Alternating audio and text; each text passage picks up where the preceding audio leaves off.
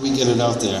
Do you have any insight into that, Joanne? Are they actually reporting that it starts with Oxy? That's what the opposition is saying. They're saying that medical marijuana is a gateway to Oxycontin.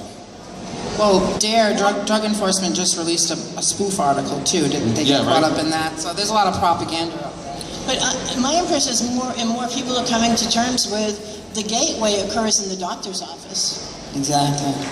Yeah. That's where. Right? That's the truth. Like that's the point. Because we understand. I think the public, when you look at the comments on the story, like the Herald, the Boston Herald will run another crazy story about Oxycontin starting with medical marijuana. All the comments are on our side. You know, in Rhode Island, I think we had a lot to do with changing that narrative because we have the patients out there talking to the press, talking to legislators. So put them down in meetings face to face to hear people's real life stories. All the people that we are encountering did not get Oxy because they started on marijuana. I've never heard anybody say that story. Right. I liked marijuana so much I started taking OxyContin. Right. Yeah, I mean, that's what's like. I'll give you an example. In Haverhill, Massachusetts, there's a doctor up there, right? He's a Haverhill public school. They want a permit. His name's Maddock. This is his campaign. That Haverhill has more OxyContin because of medical marijuana. It's crazy. I like your answer though, because your answer is exactly, it's the truth. We need to keep telling our patients stories, our truth. We need to just keep repeating it. I want to agree with that. I thought, Joanne, that was a great comment. It's about talking. And that's why, going back to what we started with, why home cultivation and caregiver program and a robust caregiver program is so important to state medical marijuana regulation, because it encourages a cottage industry where people share and talk.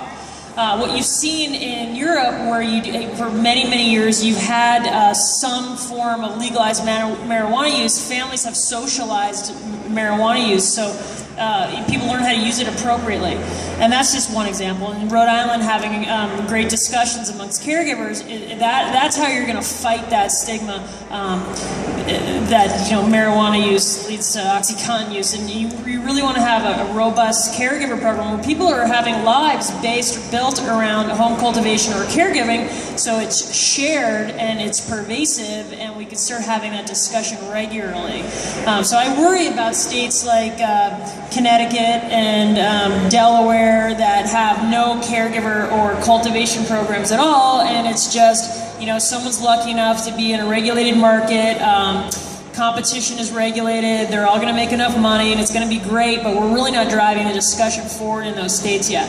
I think it's important to understand where this reefer madness all starts. It's sort of some of our biggest enemies. Generally it gets started with the prison industrial complex. It gets started by law enforcement. It gets started by alcohol, tobacco, and firearms. These industries are against us because they know that cannabis takes them out of business because it cures a lot of conditions. So we need to fight against the folks starting the propaganda, and we need to bridge the gaps by bringing the patients to them and creating a relatability where folks see in front of their face how possible this 60-year-old man did not ask for cancer, and as a human being, how can you help him? Excellent. If I could add to that too, the thing about caregiver programs too is we have caregivers who are caring for their mothers, their brothers, their sisters, their next door neighbors, their best friends, their children. They are caring for people because they love them and because they care about them.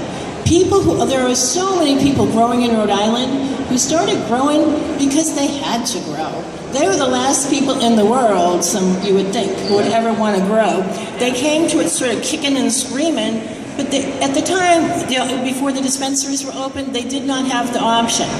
What happened was, they found out they could be good at it. They found out they liked it, it was therapeutic, and what they got back from seeing the effect on their patients was just something that money cannot buy.